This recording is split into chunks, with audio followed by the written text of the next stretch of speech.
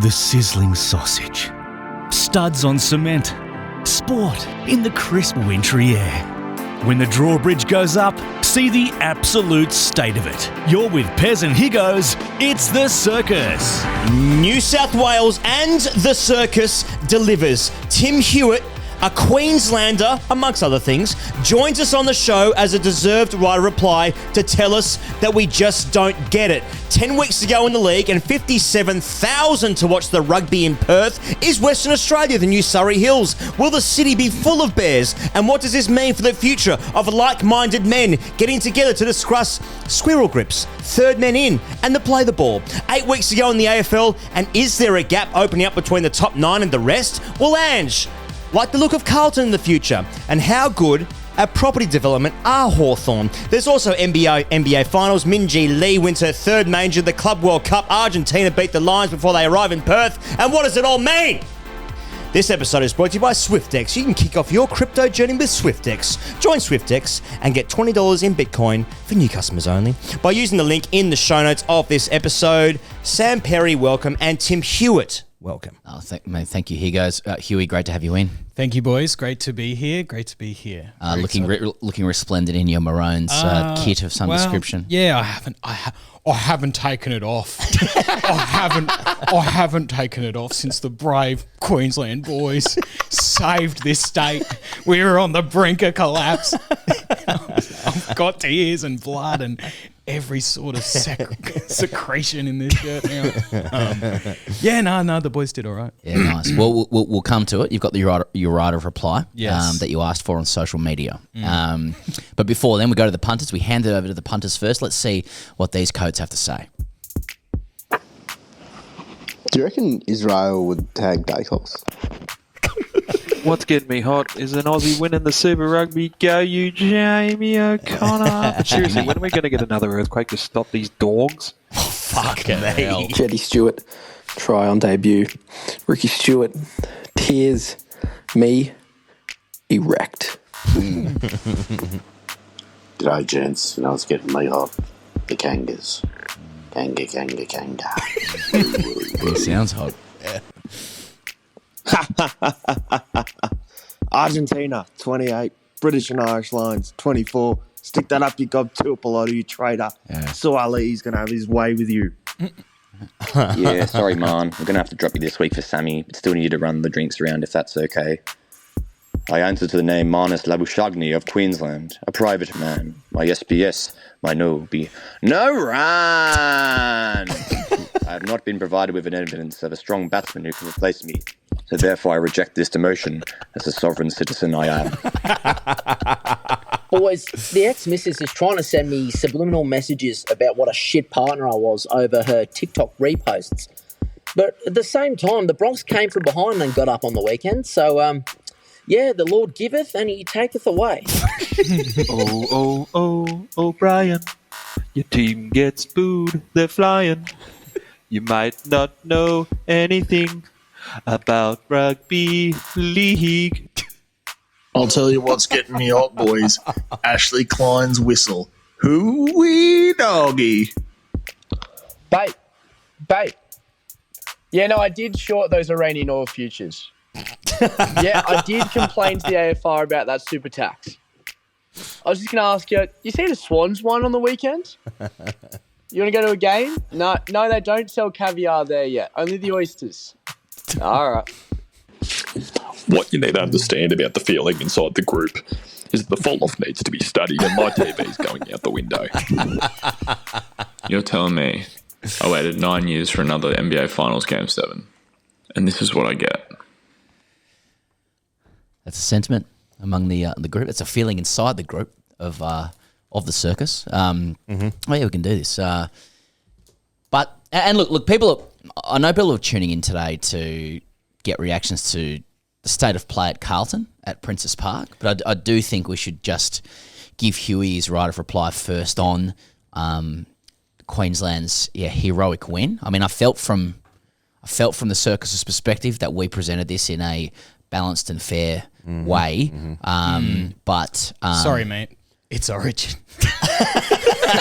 No one wants to hear that. Well, I wanted to I felt I- like it was only fair we locked in for a Queensland vibe check. Look, from Huey. the vibes. Look, I don't know if we needed anything more than that, and by that I mean the swift justice of Ashley Klein. Now, you've got to understand. Origin runs so deep; it goes back to sort of ancient Egypt sort of stuff. Like now, Anubis. Yes. Are you aware of Anubis? Now, when you would die, your heart would be judged by the weight of a feather. And Ash Klein was Anubis, and he found New South Wales hearts to be very heavy. Yes. Very heavy, a lot of grubbery, and they were punished justly and fairly. And gee, things changed when he put away the pee, but fuck me. That was a stressful second half. But, you know. But heroic as well. Incredibly heroic. Was that the sense you got when you were watching the first 2 minutes in, you're seeing Munster et al., etc.? Like, were you thinking the boys are on here? I was like thinking, run at me, Spencer Leniu kind of thing. It's different now. That was better, and I was mainly thinking like, dear God, please do this for Billy. It did not look good. Yeah. Billy had the face through this game, and you know, obviously the press conference, Grubgate, if you will. I will.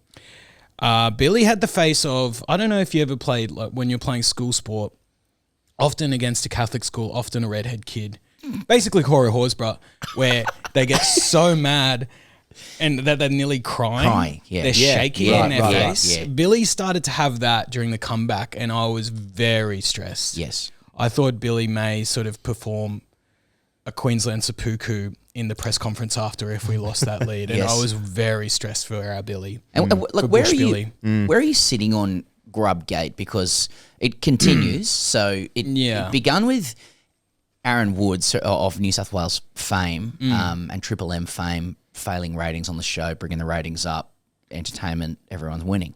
Yeah. But Aaron Woods he's actually asked Billy to see more of the Billy Slater grub that we know and love. Yeah. That's what's been misunderstood through all of this. So he has called Billy Slater a grub, implicitly, but he said, I want this. This is what they're missing.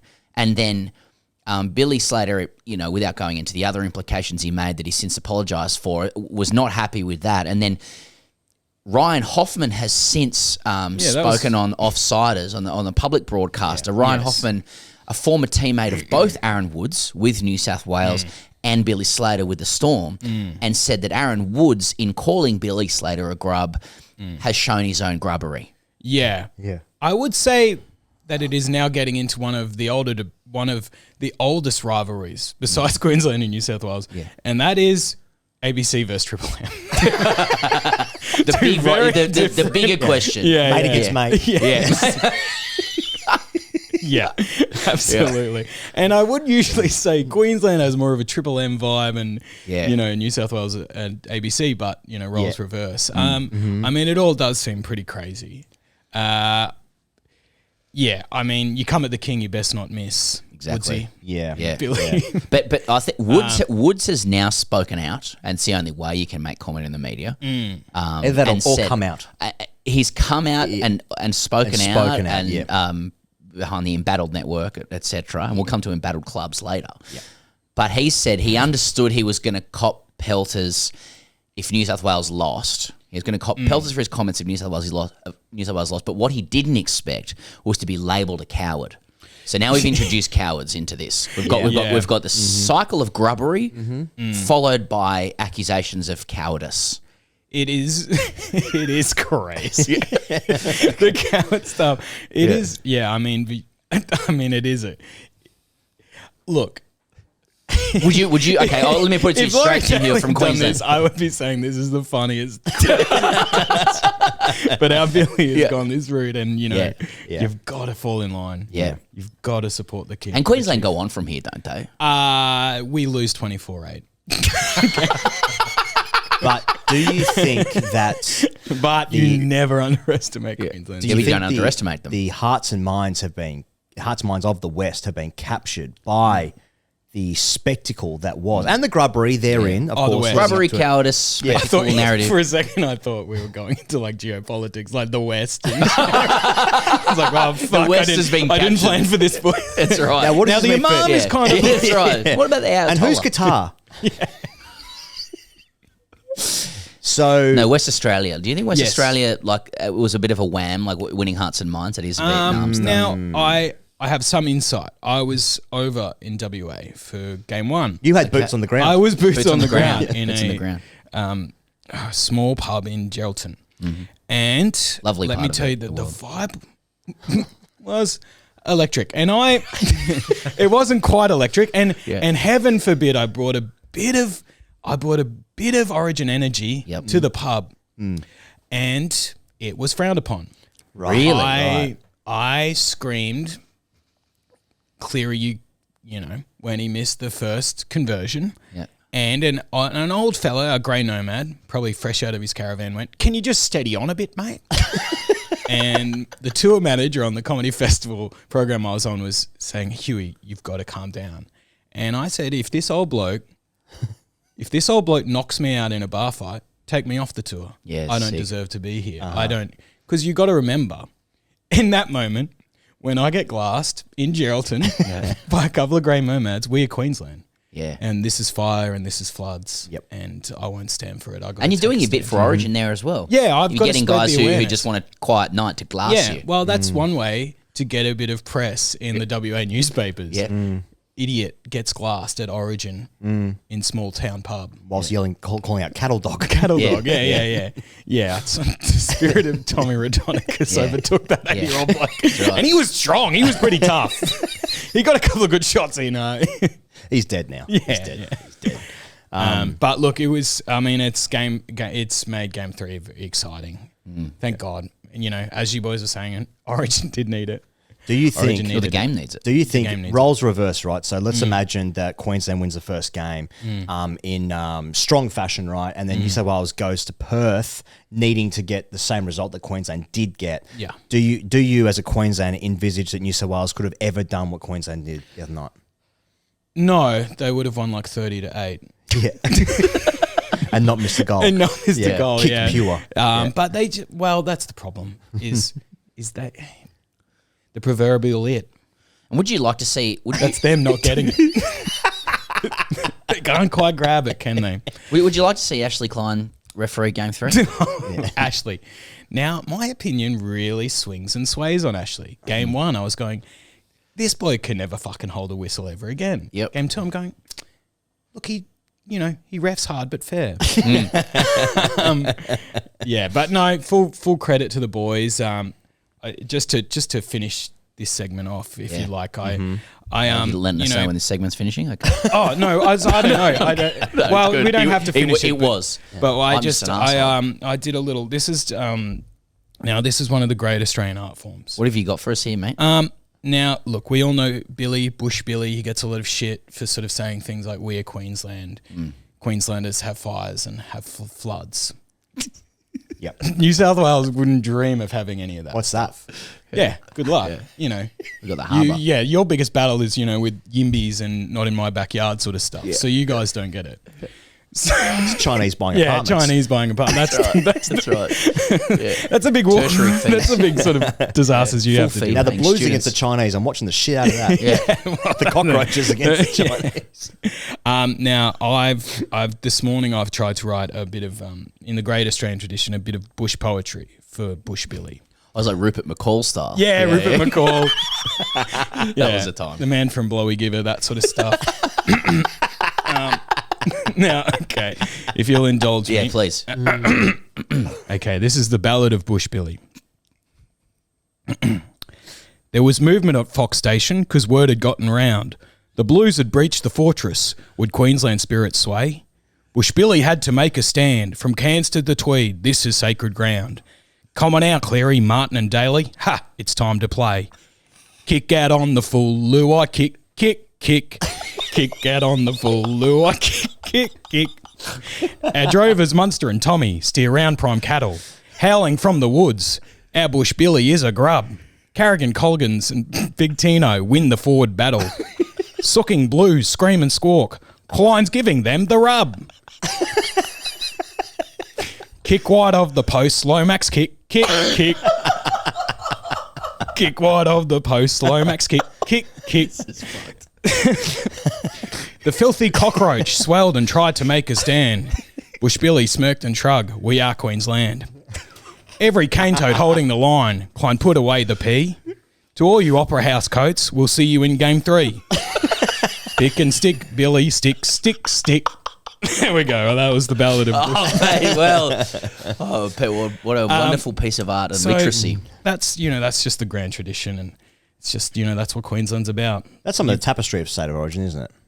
Yeah. It's a tapestry. They should consider putting that as part of the pre-game coverage. You might be wearing like a cork hat. Yeah, as well. we are crying out for a new final word. Yeah. We do miss Gus. Yes. He's too busy making deals to nut out a final word, unfortunately. Well, he did know. Gus knew that the ambush was on before the game.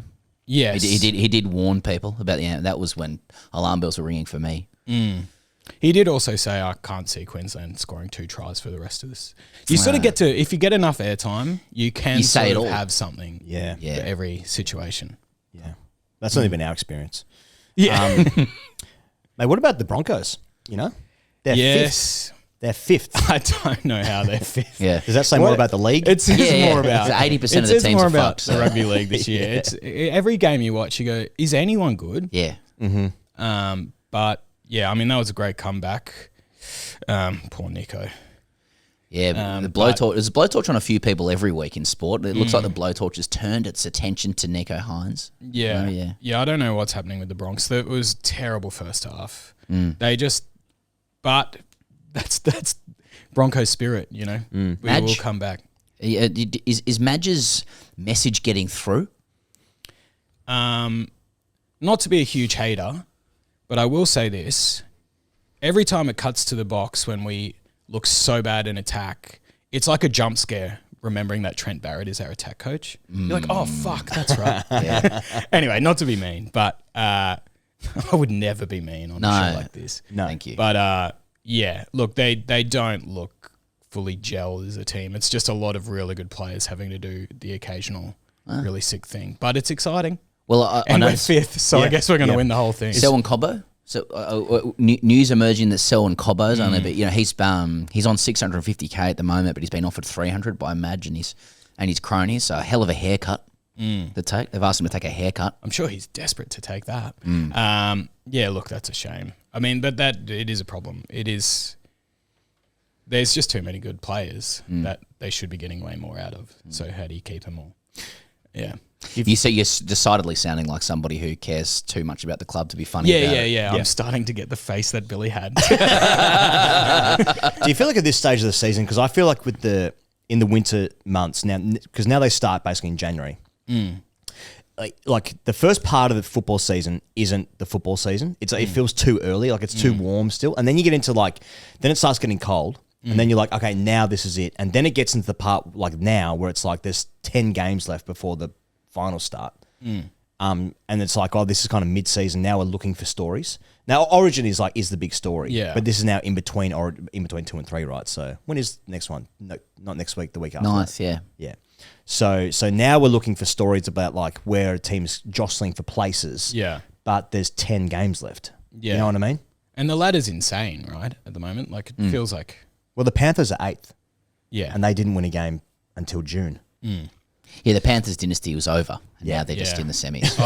Yeah, that's right. You just go into a dark tunnel during Origin, you just come out and see where you are. You know what I mean? much, Snakes and ladders. Yeah. Oh, yeah, okay, we're up there. Yeah. One thing I did enjoy during the week is there was a good game on the weekend. Bunnies and Storm. Yeah, because Pappenhausen and I knocked over a golden point. Friend of the show, of course. Co-host. That's right. I was out. He didn't realize he was doing that when he walked through the door. But yeah, you're doing 90 minutes, Ryan. But I'm not sure if you saw Munster run through the tunnel. He ran through the Bunnies tunnel. There's all these kids running through, and then he turned around, and the mascot almost cleaned him up. So that was good. that very quickly. That was a good sign for Queensland. Yeah, That we got a he's larrikin still back on in a high. charge. Yeah, that's The right. intellectual daily had to go. It's time. It's too short back and Time for sides some shithousery. Yeah. He goes trouble on the peninsula, on your peninsula with Manly and Seabold. Were you talking about Tommy? Yeah, Tommy Turbo. Playing? Turbo. Turbo's been moved to the centres, and that was after crisis talks that Seabold's held. So apparently, and this is Buzz who's reporting this, saying that that Seabold held like a performance review, reviews, and each of them was 7 minutes. Right. So he held 7-minute performance reviews, kind of like 7-minute abs, etc. Yeah. Where and in this performance review, Tommy Turbo was told you're moving from fullback to the centres, right, for the young Hopewadi lad, and Trebojevich's forced shift into the centres has been labelled disrespectful. Yeah. Amid claims the Manly star isn't happy with the switch and wasn't properly consulted. Yeah, so he's also saying that he basically found out in this performance review that he'd been moved and it wasn't properly communicated. It wasn't. There was no consultation. Yeah. Well, it is. I mean, he is in the generation of players. I mean, how long is a generation now in league? Is it probably like 5 or 6 years? But let's say in the last 10 years, he probably is one of the best fullbacks in the game. Totally. Sorry. He's one of the best players. Sorry. He's one of the best players, but he's probably actually one of the best fullbacks in the last, let's call it this side of the century. So, yeah, but they're also, he's injured all the time, and Hopewadi is good. So there's that. Rothfield says to make such a dramatic move from wearing the number 1 jersey he's owned at the club for a long time, there needed to be a joint decision. It needed Turbo's buy-in, and I thought he's earned that buy-in to do it in a joint decision with Seabold. Yeah. Except that Turbo's since said he didn't like it. So what would have happened then? Can he kick goals for New South Wales? It's a shame with Turbo. He's like this season he's gone from if the legs work, he's in every single team that exists in rugby league to it's just looking a bit knocked up. Yeah, that's right. That's right. I love Turbo. Him and Munster had that year where they both got off piss. And they were immediately immortals of the game. It's like the best sport in the world where it's like, it's a big commitment. But if we as professional athletes don't drink for a year, we can look a million times better than and I'll do it once and I'll win everything and then I'll go back to drinking. Is it every weekend? Yeah, okay. Yeah. It's quite a lot. Yeah, I mean, fair enough. Yeah. I don't know, just on Nwanganitawase, which is how you say it. He says he's not sure about league after the next 18 months because he wants to go back to is a chance for the Rugby World Cup. Now is that contract brinksmanship, I should say, or does he just want to play in the tournament? And he's already wrapped up try of the year. Yeah, that is going to be tough to beat. Actually, the Roosters almost scored another fucking try of the year. It was a late forward pass call. Anyway, I think I would like to see him in the World Cup just for those few weeks. I just like seeing leagueies cross over. Yeah. I don't know. And then after that, just get back to it. Yeah, I just like the novelty of it. Just what the jerseys look like. Rugby Union's going to be on the show this week as well. So that's really it's coming big up news. soon. Yeah, that's really big news. Yeah. Anything else on league, chaps? No. I was just Queensland, Cobbo, Seabold's 7-minute performance reviews and the Nwanganitawase. Yeah. I think that's pretty much wraps it. Well, before we get into the AFL, this episode is brought to you by Swyftx, which is an Aussie crypto exchange. Pez and I are going to talk about our experiences so far because good news for me, on the demo mode, I'm up. I am up. Now, I'm not going to say, I'm not going to be a crypto bro and say you're a pussy for not using, real money. Well, I haven't got round to using the real money just yet, but in terms of my $10,000, my $10,000 fake dollars... Have you got... Yeah, okay, I don't want to go into the money. Well, they give you $10,000 in the demo mode. Holy shit! Yeah, and I'm up $147.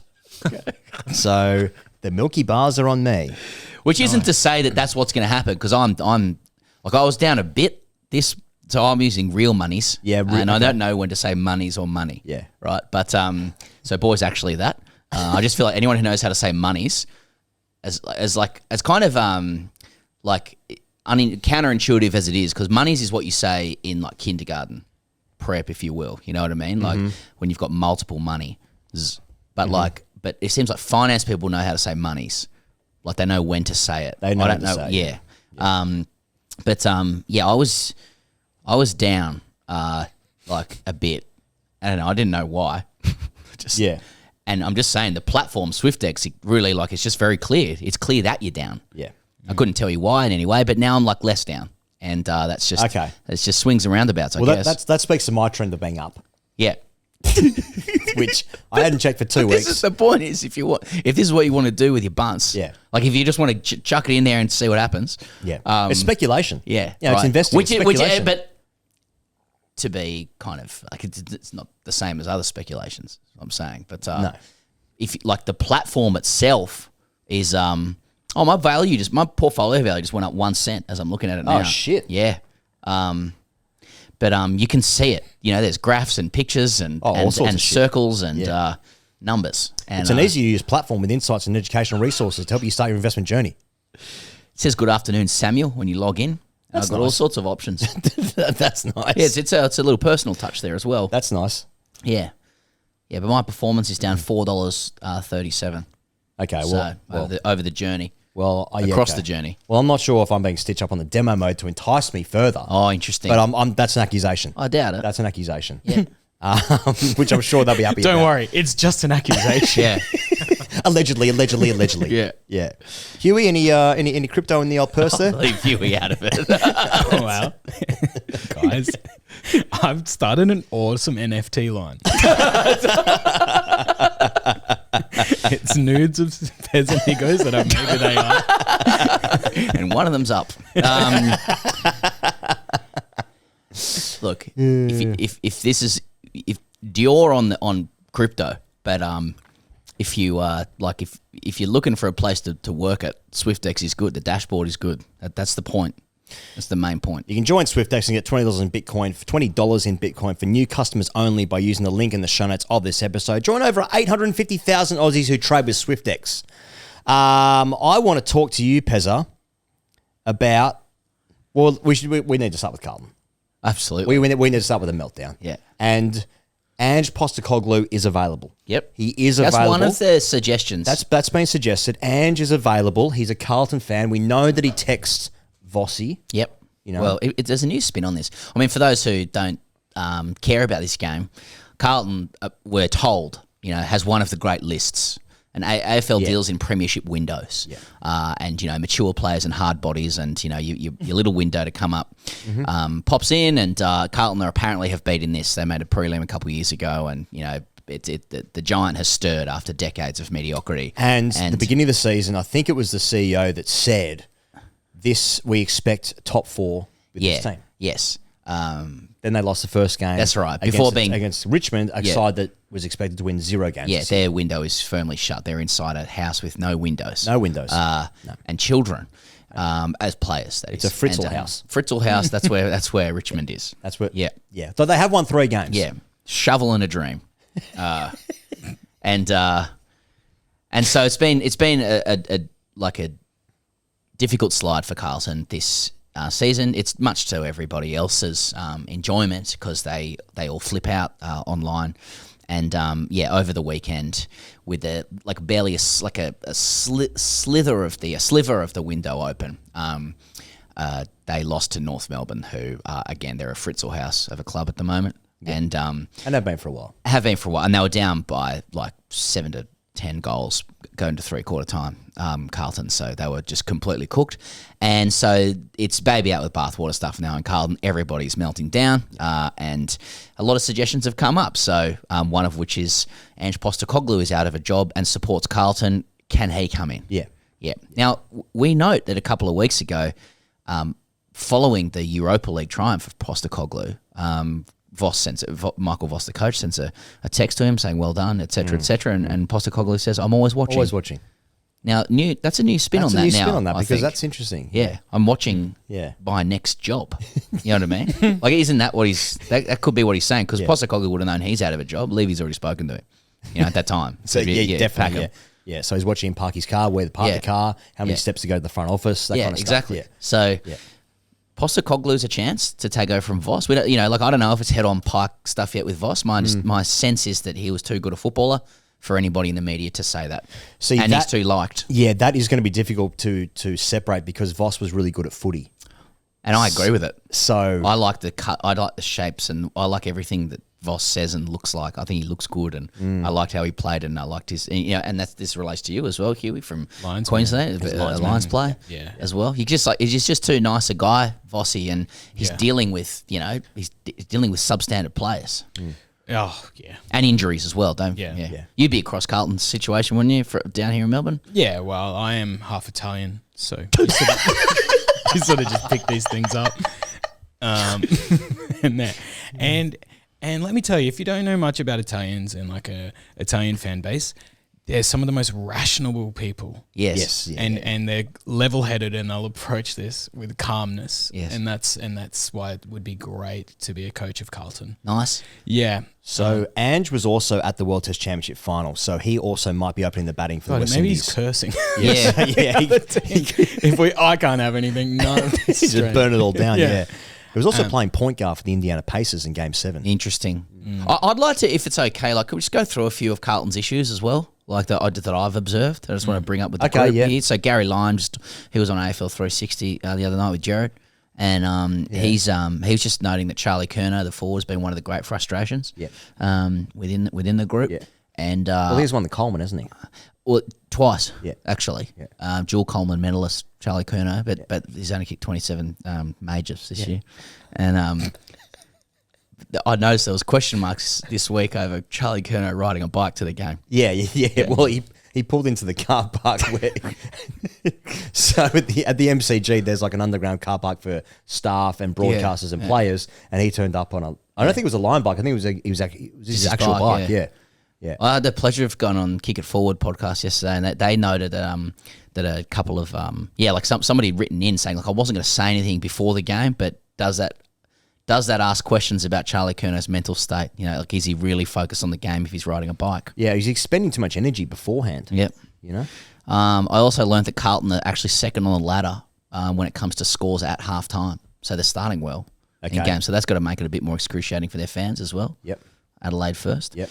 I just want to ask, he goes to you because this is more your segment, but like, is the blowtorch on Voss? Like, would you say the blowtorch is turned to? Yeah, someone just got a blowtorch on him. It's starting to do that thing, you know, when they have like a little Yeah. to get it going. It's like starting the barbecue after a couple of goes. You need to fire it up first. Yeah. I think he's under the pump. He's under the pump. I think he's under the pump. So blowtorch, is that the next level, or is under the pump? I think is when that a you're water getting pump? Yeah, and what is the kosh? What's a kosh? What's a kosh? Yeah, we'll talk about Warren Treadway and David Kosh soon. Or a sovereign. People will be happy. We do see Mitch Cleary every week in the flesh, legitimately, for the AFL media that we do. Yeah. And we were discussing with him whether Voss was under the kosh or the pump. He just wanted to get on with his job. He was just trying to. Yeah. Just trying to What's the difference between a kosh and a pump? Just trying to finish his piss. Eyes up here, Sam. You call that a kosh or a pump? Because it ain't a blowtorch, brother. Gary Lyon also noted on AFL 360 that apart from Charlie Curnow, nobody from Carlton scares him. So is it a list issue as well? Because no one scares well, I think it's a him? list issue because people have been raving about the list. Yeah. I think the alchemy of the list is not being fully realised, actualised. Has Voss turned them into too much of a defensive unit? You know, do they need to go back to the madcap style of play? Who's player that would they need? They're saying they need like Barry Hall or something. Well, there's suggestions that they should consider trading Harry Mackay, the key forward, to the Swans in return for Ollie Florent, who plays around the halfback. As someone that doesn't know a lot of AFL, I remember as a kid I was very scared of Spider Everett. His tattoos scared me. Other tattoos, yeah, and the name, it was like, whoa. Yeah. So maybe they think about getting him. Something like that. Well, Jordan Lewis is asking, have they lost trust in one another? Has the group lost trust? Increasingly, more and more cotton balls are being put into mouths. Yeah, over time. I think there's trust. Have they lost? Has there been a loss of trust in the group? In and around the group and around the footy club and the football club. Yeah. You know what I'm saying? I understand. Yeah, you understand what I'm saying? Yeah. Now, have Carlton had? Are they the team with the most disappointing season so far, or would it be the Swans? Swans are. Swans absolutely smashed Port Adelaide on the weekend, and the Swans are up. Yeah, and I heard them talk about that on First Crack. I watched that when I was 13 at my friend's house as well. Now, I got other questions on Carlton.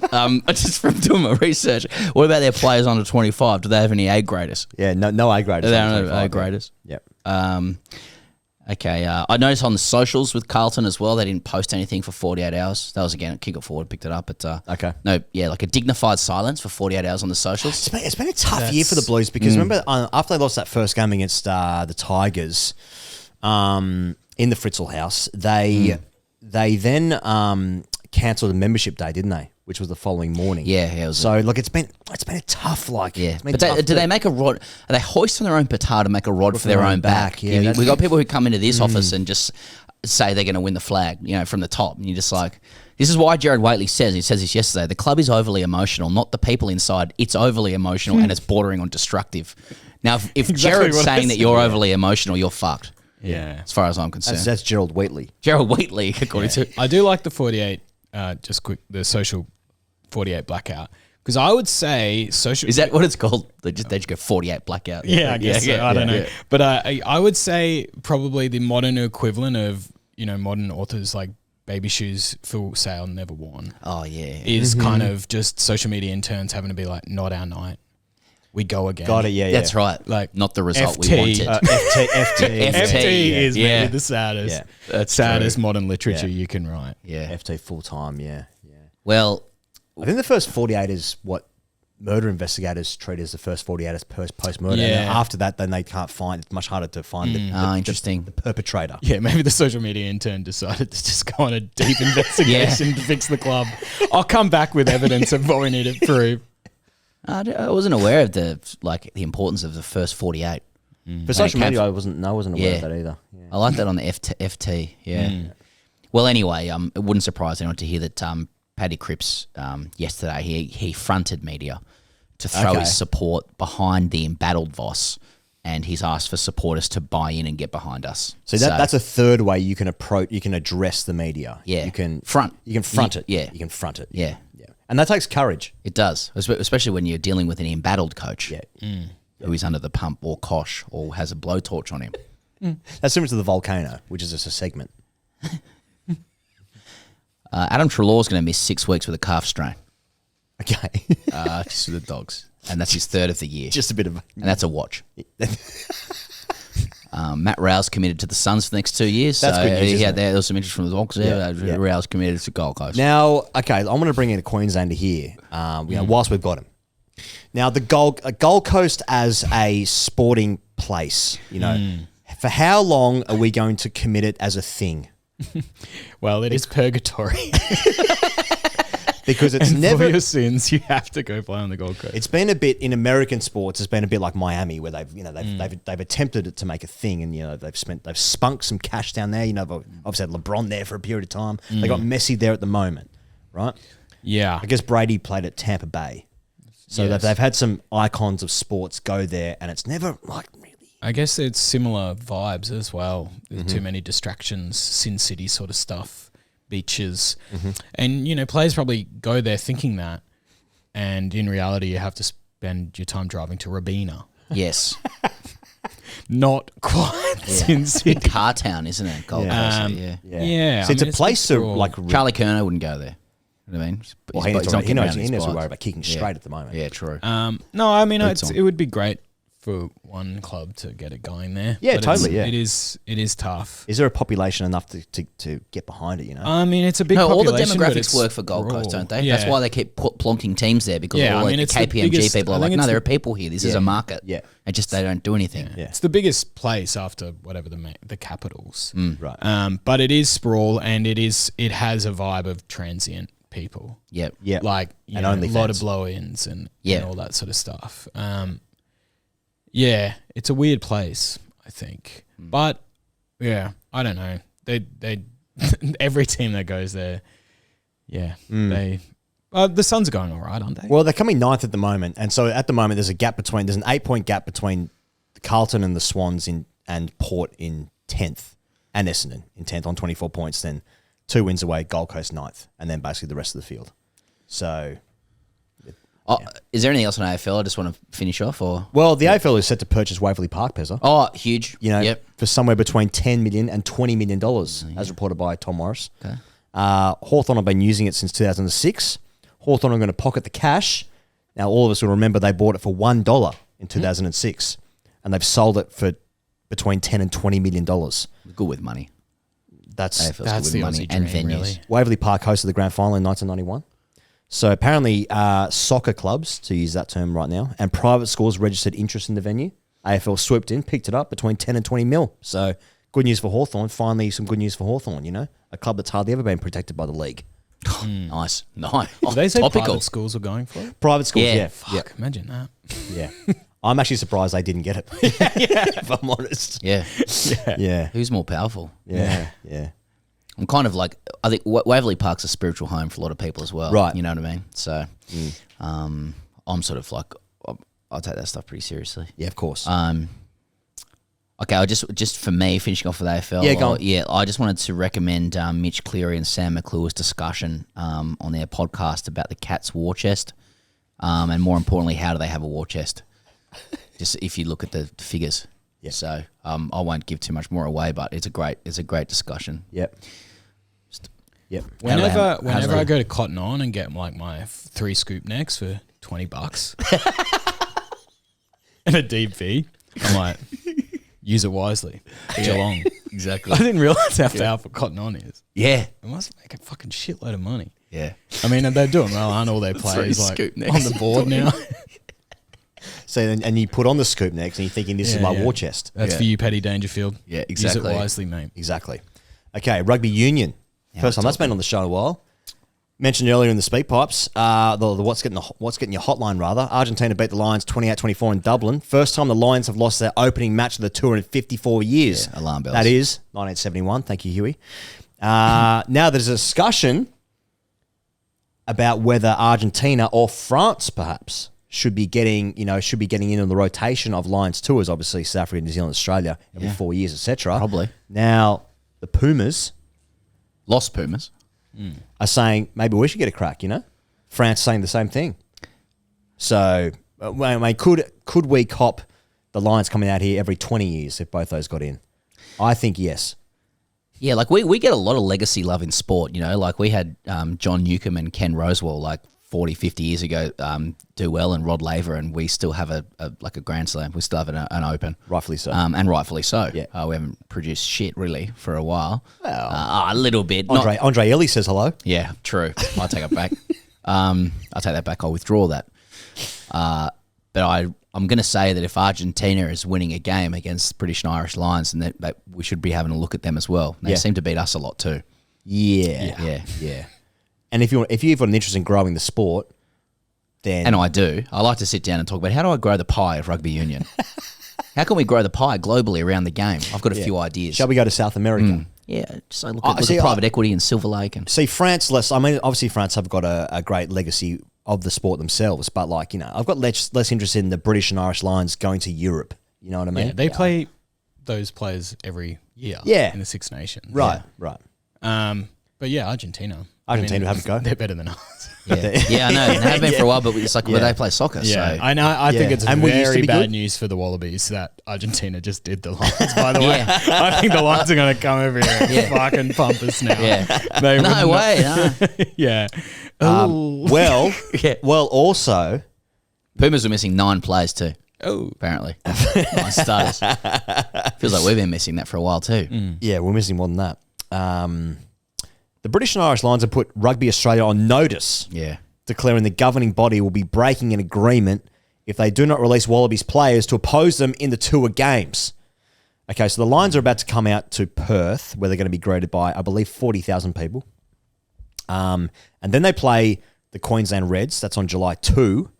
They play the Waratahs July 5. Then they play the Brumbies July 9 before facing a combined Australia and New Zealand outfit in Adelaide on July 12.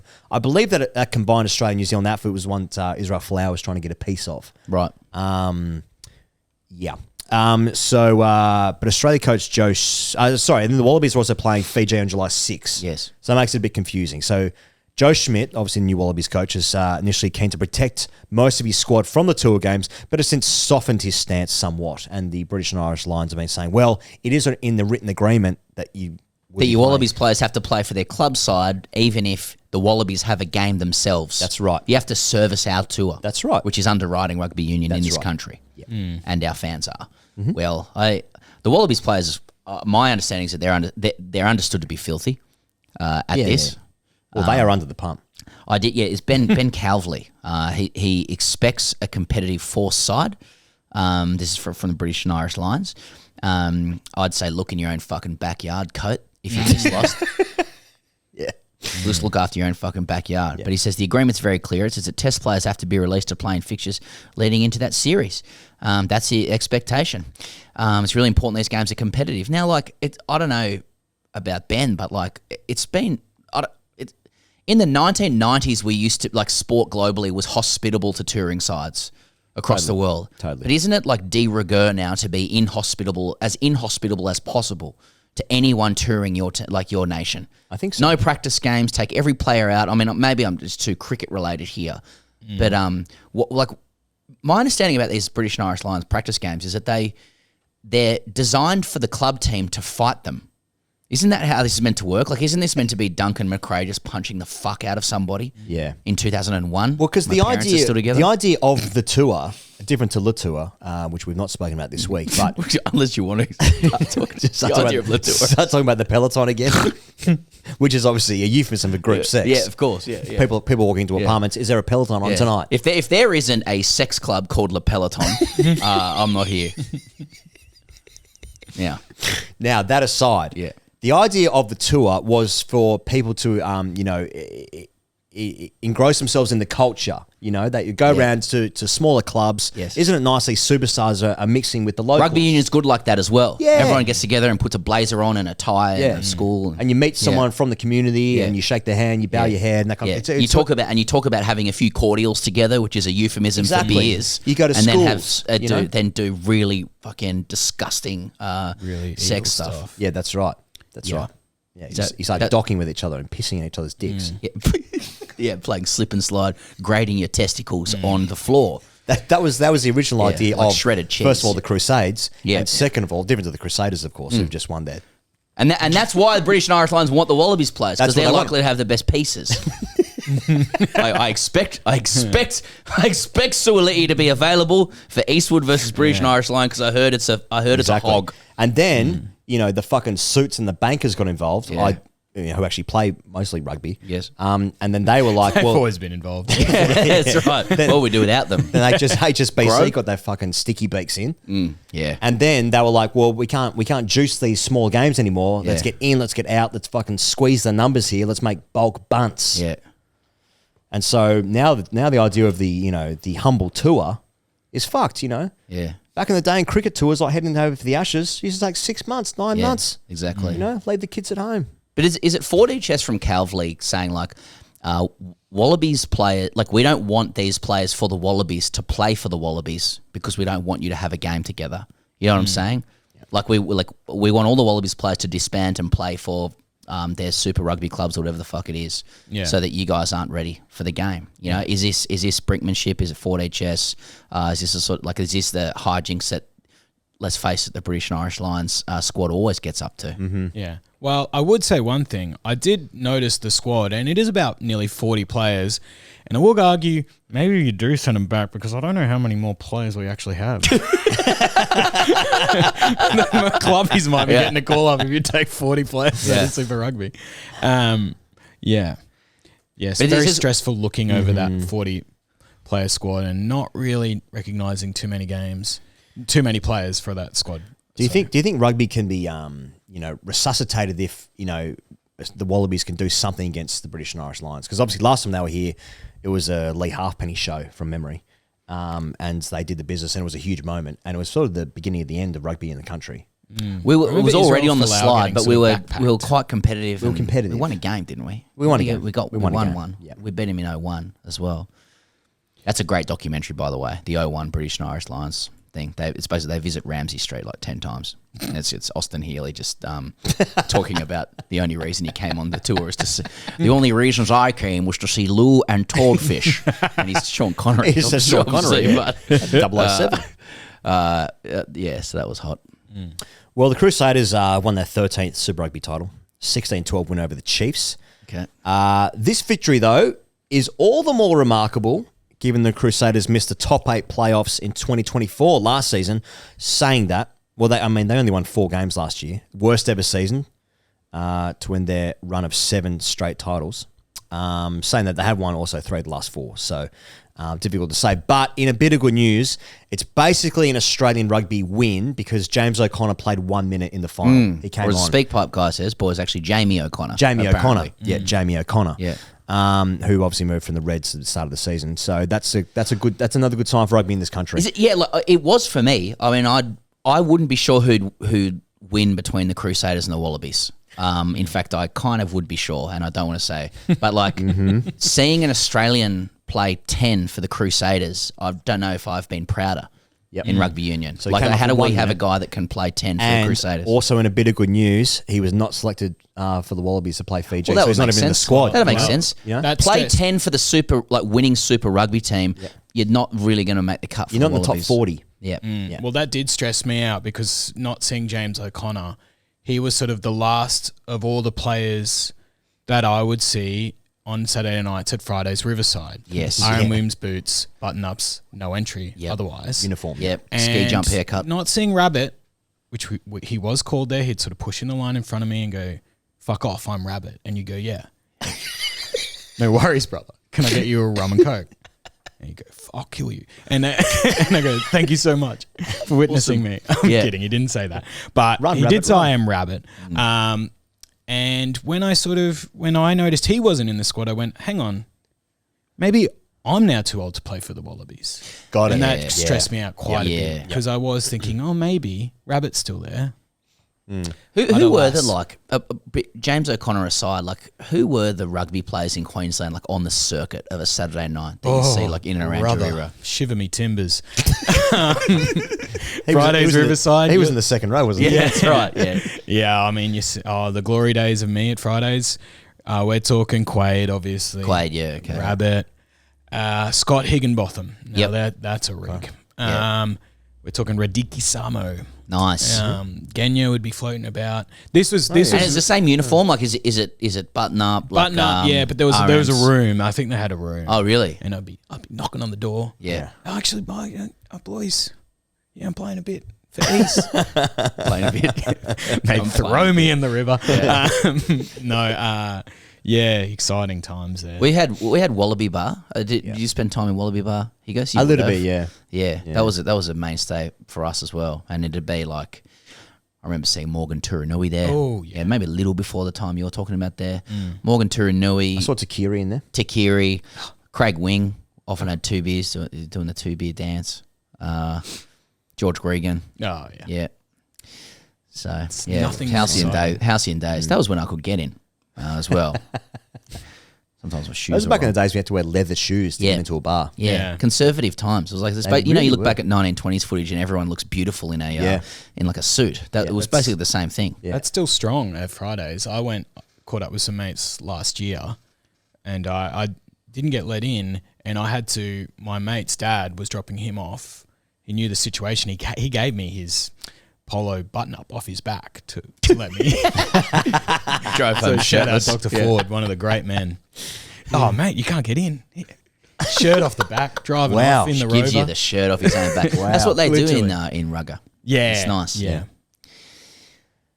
I went to a rugby camp in 1995 at Joey's. I was 10, hosted by Bruce Maloof and the Ella Brothers.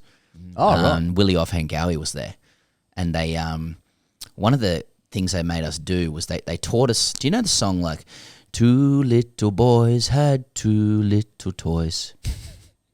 No, but I would say chanting songs are big in rugby. There was a lot of that, and there was a competition at the end of like the 3 days of who could sing it most boisterously, and I won it. And we wonder why we're in a bit of a worried state. I won a T-shirt signed by the 1995 Wallabies. Oh, that's pretty good. Nice. That's pretty good. Yeah. Rugby was so strong back in those days. Yeah, and you do wonder what happened when most high performance camps focused on who could get the best. I wish all the ladies going.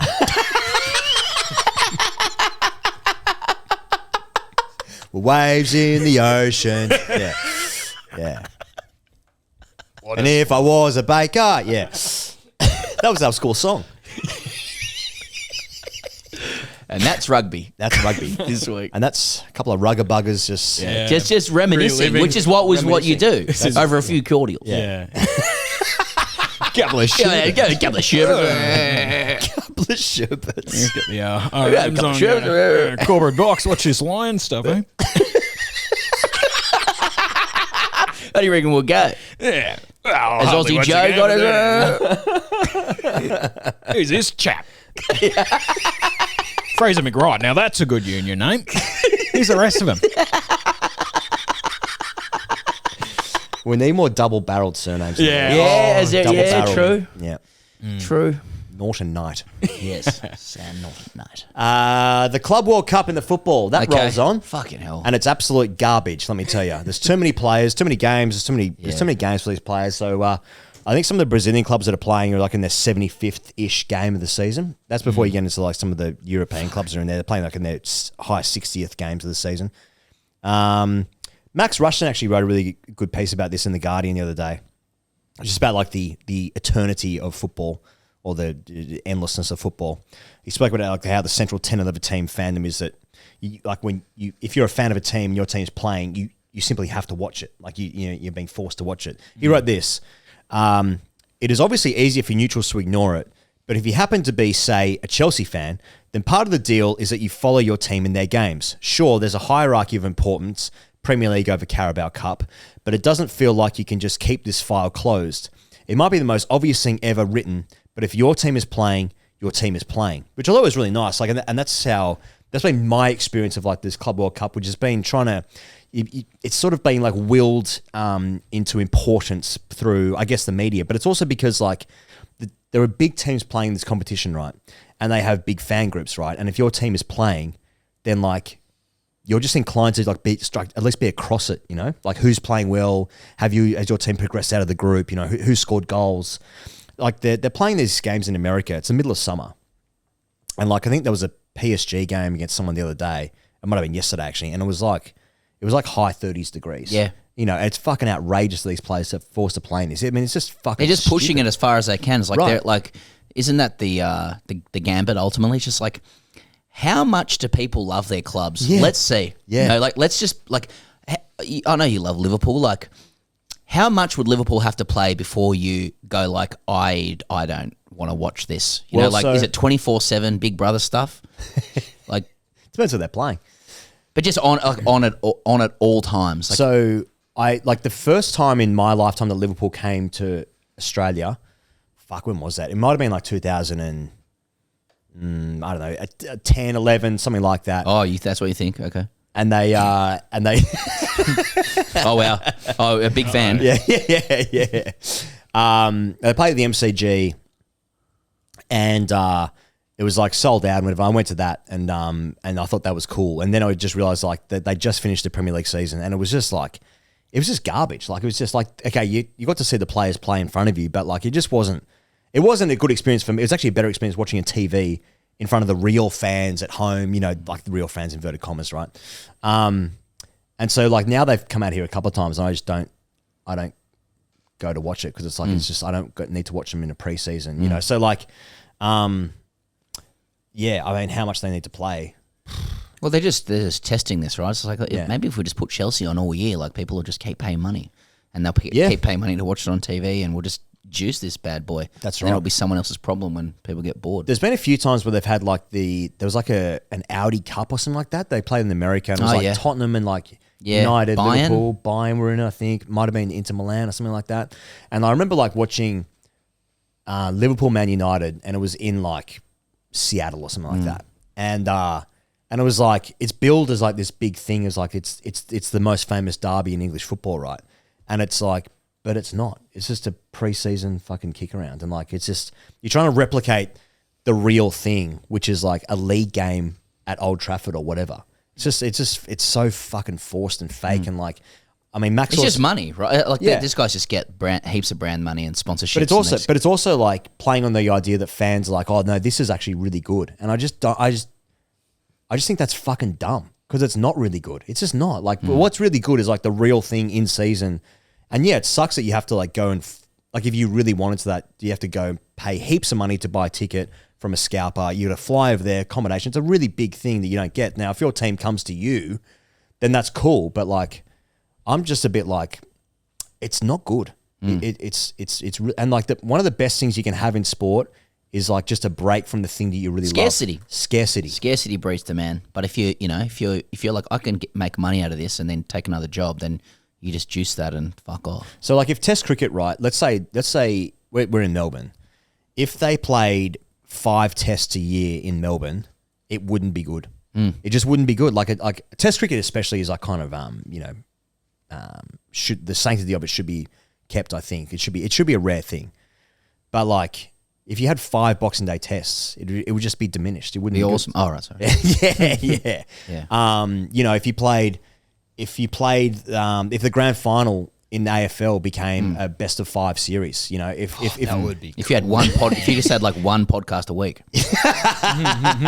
if Origin became best of 7 like the NBA finals, it'd be like it would be somehow diminished. It would be good at the start and be like that's too much, it's too much. Anyway, that's how I feel about the Club World Cup. But I'm sure Charlie, you're probably really enjoying it, aren't you? I haven't watched a second. How are you, Chucky? Yeah, good, mate. Hey, welcome back, Chuck. By the way, cheers. Talking about football. Good to be back. Yeah. Anything from football world for you this week, mate? No, our Kiwi brothers in the Club World Cup are getting fucking pounded. Auckland City. Yeah, they're a semi-professional team. Okay. Yes, we spoke about them last week. Yeah. They conceded. You were away. They conceded 6. Conceded 10 against Bayern, 6 against who was it? It was a Brazilian team. Benfica. They conceded or Benfica, shipped was it? Yeah, not Brazilian. They shipped it.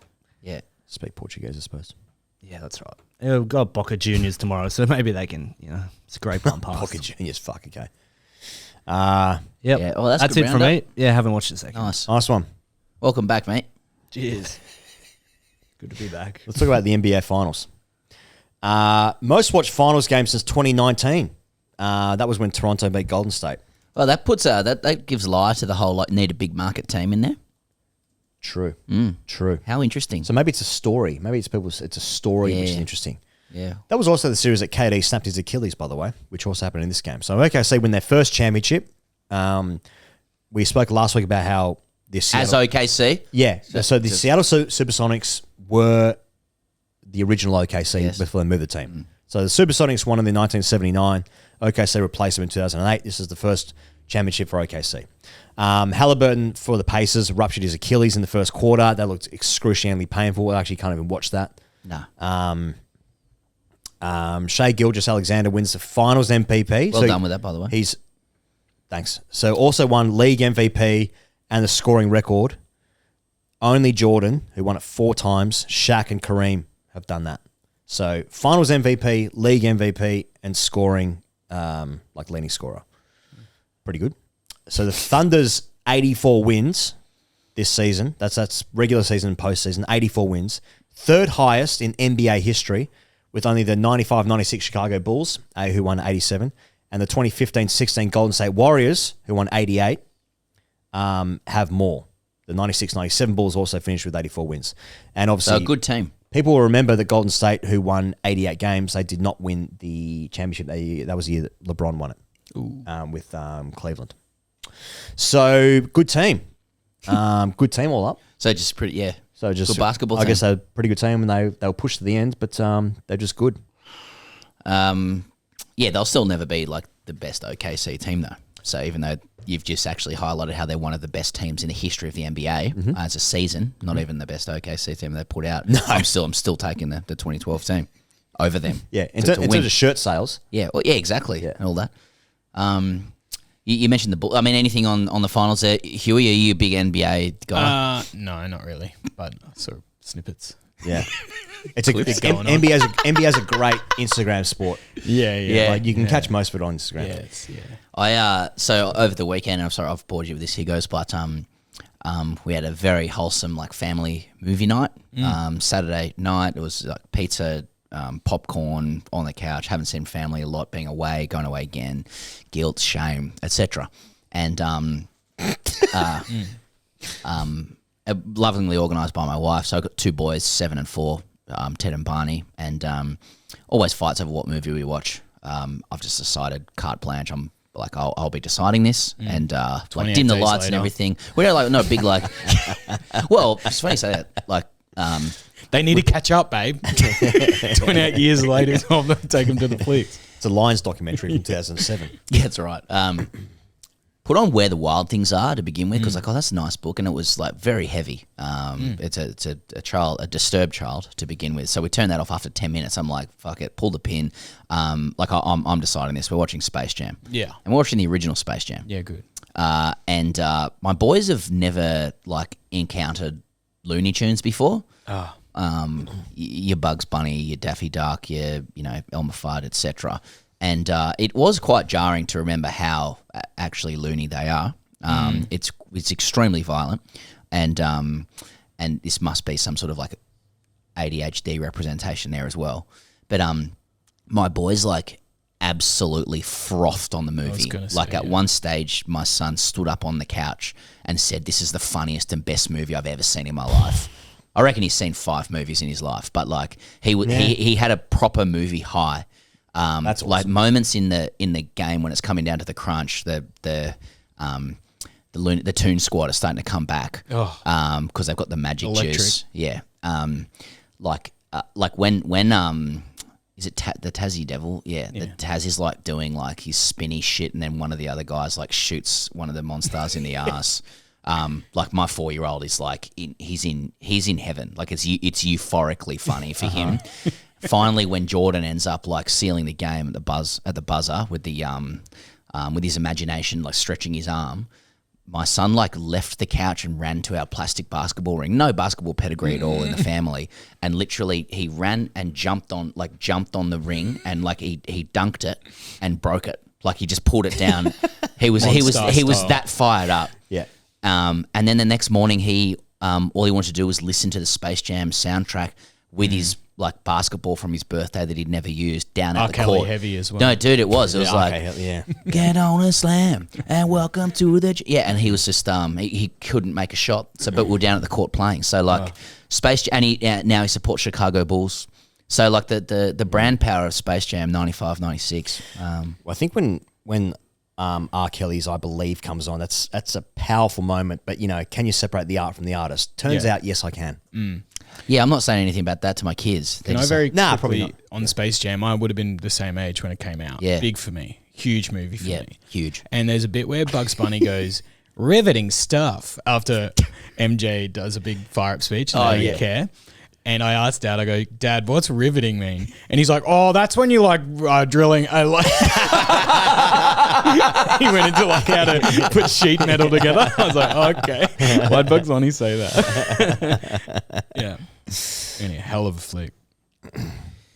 So they made a remake of it with Jordan. Yeah. No, with LeBron. LeBron, yeah. Sorry, with LeBron. Yeah, that wasn't turning up for me, and I wouldn't have been choosing it anyway. Yeah, remakes. Oh, good luck to anyone involved in that. But no, of course. The boys even this morning they wanted to watch like so my son now has to do like a persuasive letter at school. He's in grade 1 about what movie they should watch at the end of the year. And so his is now, I think we should watch Space Jam, and you have to write 3 reasons why. And he's like, well, one of the reasons why is because like that it's important is because a lesson you learn from the movie is that you shouldn't steal other people's talent, which is what the Monstars did. So again, it's everybody's winning out of this. The first movie that I ever like lost it to was Happy Gilmore. Laughing. I reckon I was like 13 or 14. Yeah. When the Happy Gilmore come out, probably 98, something like that. Yeah. So I would have been actually 12. Yeah.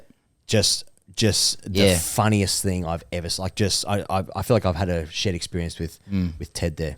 Well, I think that Ted was like I know what you mean with the comedy. I had that with Billy Madison. It was like the first movie I saw. I was like, I didn't realize you could even have comedy movies. I didn't know that there were movies that just make you laugh.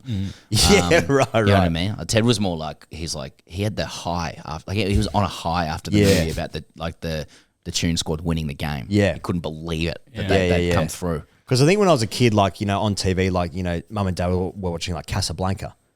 Yeah, that's right. Fuck's this shit you're saying. Yeah, that's right. And Kevin Durant's traded to the Rockets. Yeah, found out about that. So that's good. Yeah.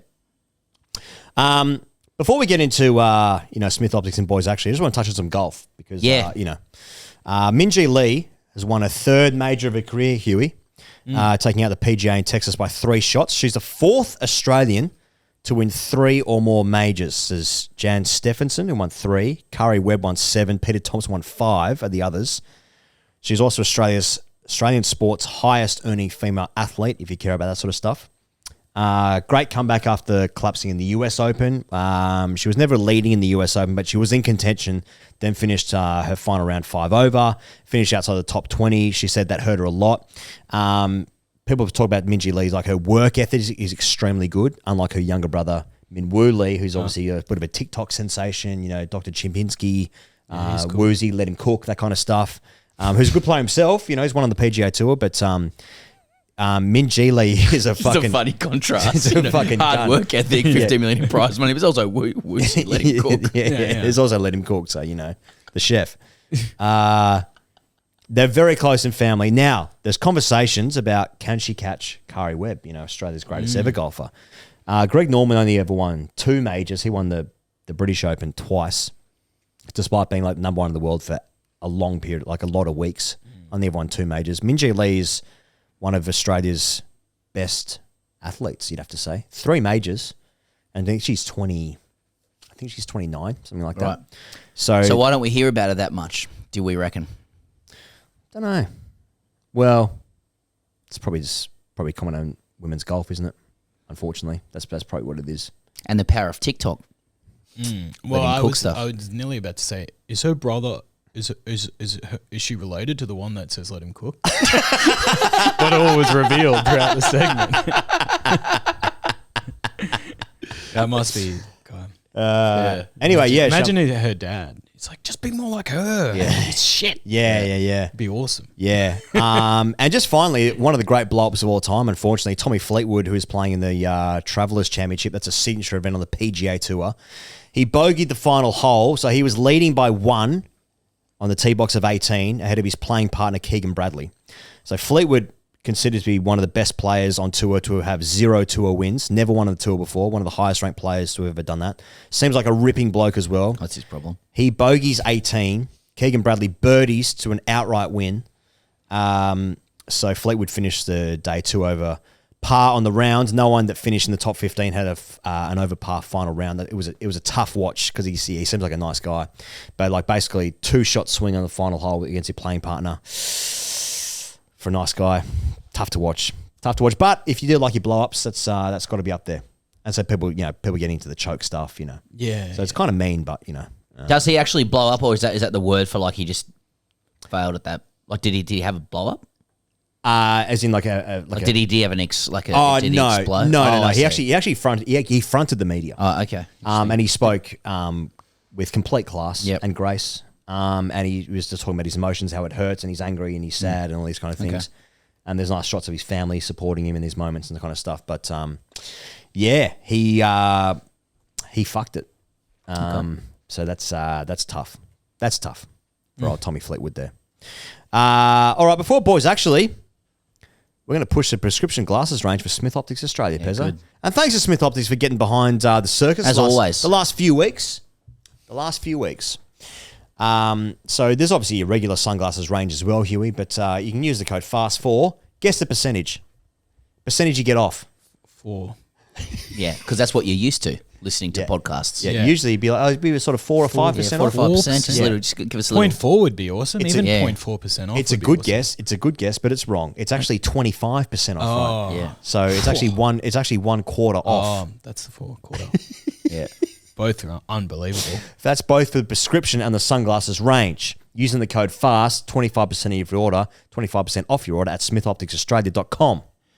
I mentioned last week that somebody wrote in, a glasses fan wrote in and said that like we actually see with our eyes in 18K. 18K, yeah. That's right. Yeah. So I said, and so therefore, if you get the prescription glasses from Smith, you're going to go up further than that. But I've been corrected by the same person.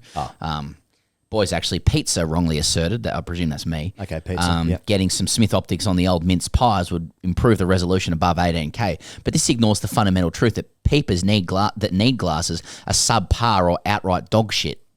All Swyftx prescription glasses with Chroma Pop color enhancement technology would do is bring the peepers up to the correct 18K. Okay. Right? So stay classy from a glasses fan. Got it. So I'm sorry. Yeah, if your eyes are dog shit, like mine are, and you've dropped down below the 18K, your Swyftx with your Chroma Pop technology are going to bring you back up to 18K. If you're interested in just viewing stuff with the old mince pies at 18K. So I don't have glasses. I don't think that I need them just yet.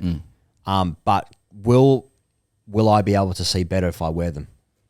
As in, can I improve them? What you've said there is what I said in 2022 before visiting the Casuarina Mall in Darwin. Yeah. Yes. And walking in. Yeah. And I just said, I've got great eyes. I don't need this. Eyes are too good, if anything. Yeah. Yeah. Neck minute. I passed the test, flying colours. Neck minute, I'm seeing in HD. Yeah. Simple. I don't know what your experience has been. Similar for me. If 2012 or whatever, and my girlfriend at the time was like, when's the tram coming? I was like, no one can read that from here. She's like, why would they make a sign no one could read? I was like, I don't need glasses. And we had a big fight and I did need them. Yep. Yeah, and it is good. You start to read things that you previously couldn't read. Yeah, your eyes have improved. It's sight. Yeah. It's a valuable fashion and practical contribution to your life. I did feel myself losing the argument when I said what no one can read that sign. Yeah. It did dawn on me that I was losing this argument. Because I think what would happen is if I went into that test, they'd offer me a job as a fighter pilot. Oh, true. Yeah. Just having such good eyes. Yeah, these eyes need to be in military service. Yeah. You'd go in and you do the test and they'd say, sir, there's no glasses for you. Your eyes essentially are glasses in and of themselves. They're that's... We need to study you, sir. Yeah. We might develop prescriptions based off the quality of your eyes. Yeah. They're that good. P.S. This is a bakery. Yes. You've walked into the wrong shop. Yes. You fucking idiot.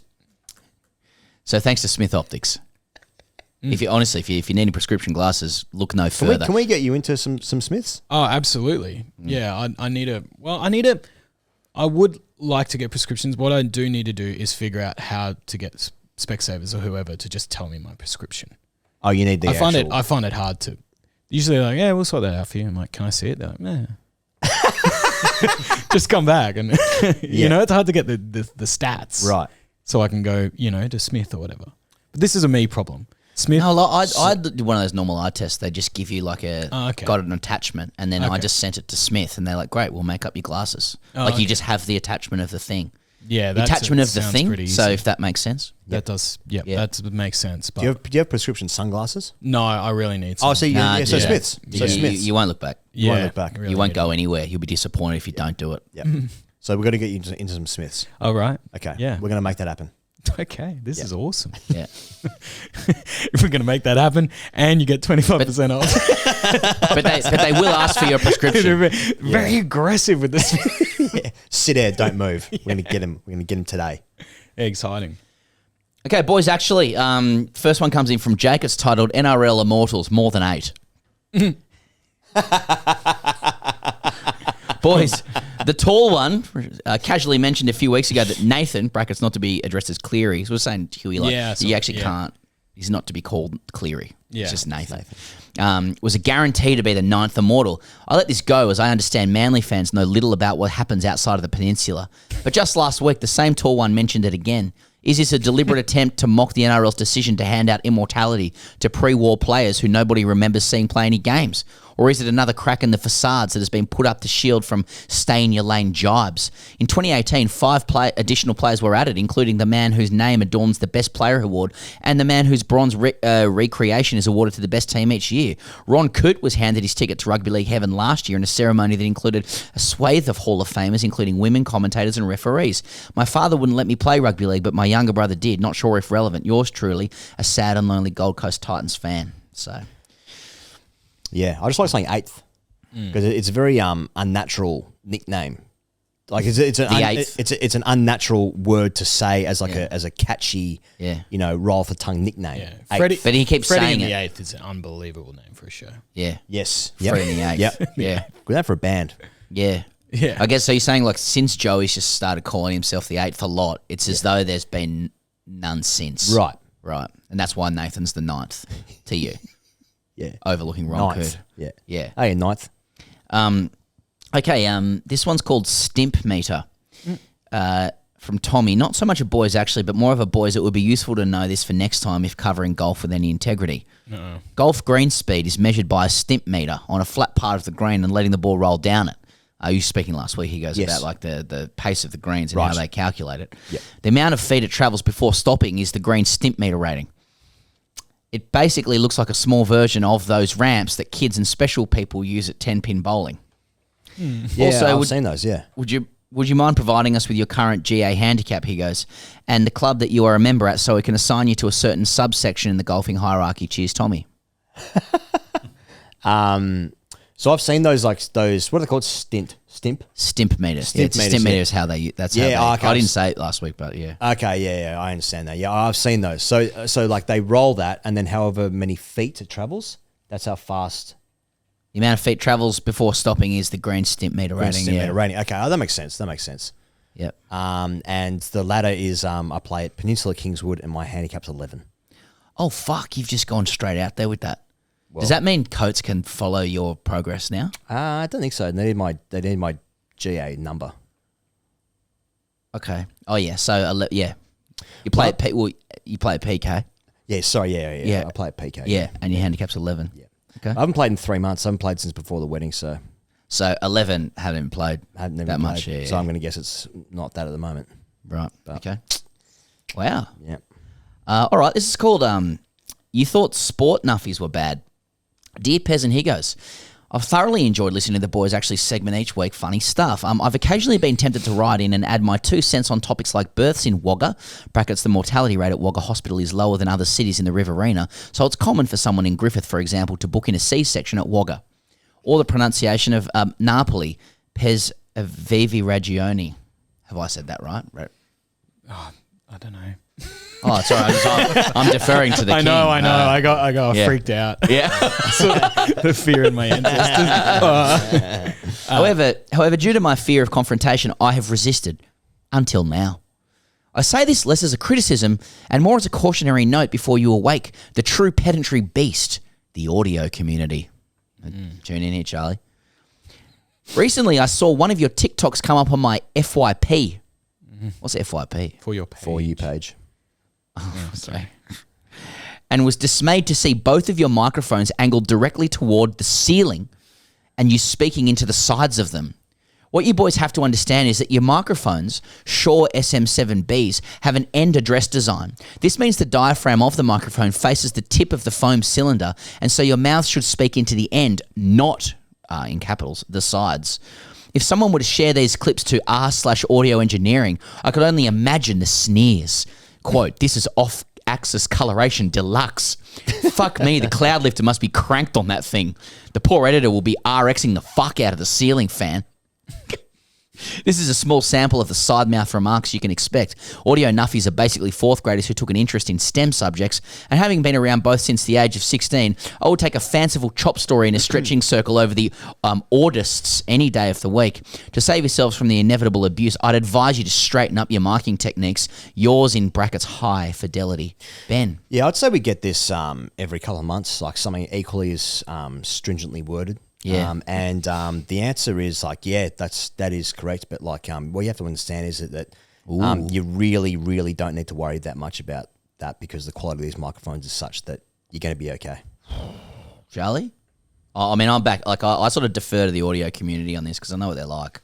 They actually fucking scare me. F1 fans or audio community? Like head to head. I think it's they're not even the same universe. Charlie, what do you? I mean, you're sort of notionally. Putting this production together. What do you make of this critique?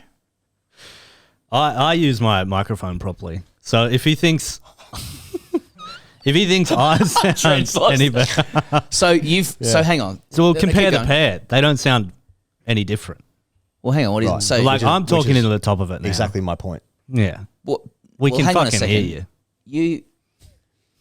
When you say you use your microphone correctly, do you mean like in opposition to us? I'm standing up for you in a way. Well, it makes me feel like, why don't you assist us with our mic techniques then? We've received emails and they weren't taken well, so.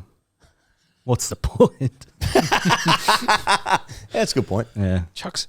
But you also think you think like it's a bit 6 of one, half a dozen of the other. It's not really the attitude of the audio community, is it?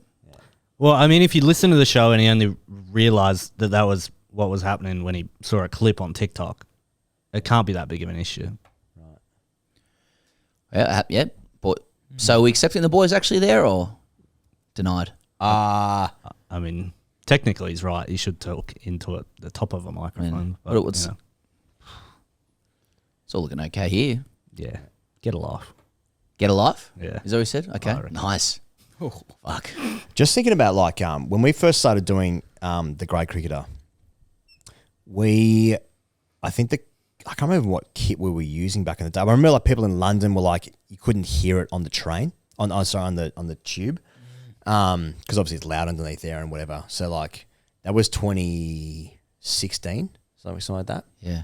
Sometimes the certain tube stops though make you feel like you're having a fucking MRI.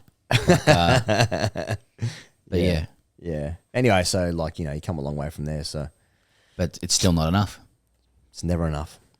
I think that's a perfect boys actually. The angle of your microphones are wrong, boys. But we get that I wouldn't say every week, but a lot. And you just don't need to worry about it. A mate of mine, like someone the other day on a school mates group, Charlie, was asking which of us, like who among us uses AI in our work, and I was like, I think our production guys use some AI for editing and stuff. And then one of my mates is a huge audiophile, and he's like, what are you using for AI?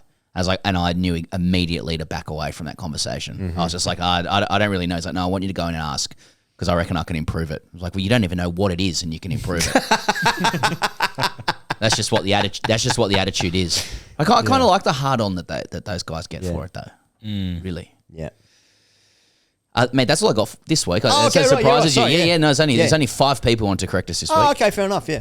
Thank you so much for giving us an hour and a half of your time. Oh, my pleasure, boys. Always a treat. Thank you for right of reply. Looking nice forward to Game 3. It's been great to see you boys on your little whirlwind adventures. Yeah, throw a little in there. That's good. So, where can people see you, Huey? You've been on the road? Yeah. I've been on the road. I'm doing a bit more Melbourne Comedy Festival roadshow through sort of country Victoria coming up, sort of Bairnsdale, that area.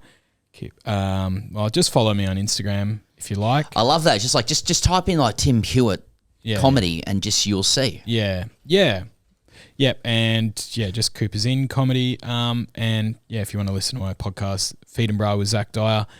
Whatever. Thank you so much, boys. Great having you in. Yeah. Will there be a Cooper's Inn Origin 3 special? I'd say so. Yeah. If you're listening and you're looking for somewhere in Victoria, I would be going to that if we weren't overseas. Are you going to be there? Or are you going to be on the road again? I think I'll be here. Okay. Yeah. I'll be around. Nice. Yeah. All right. Pezza, thank you. Thank you. Huey, thank you. Pleasure. And thank you. Good night.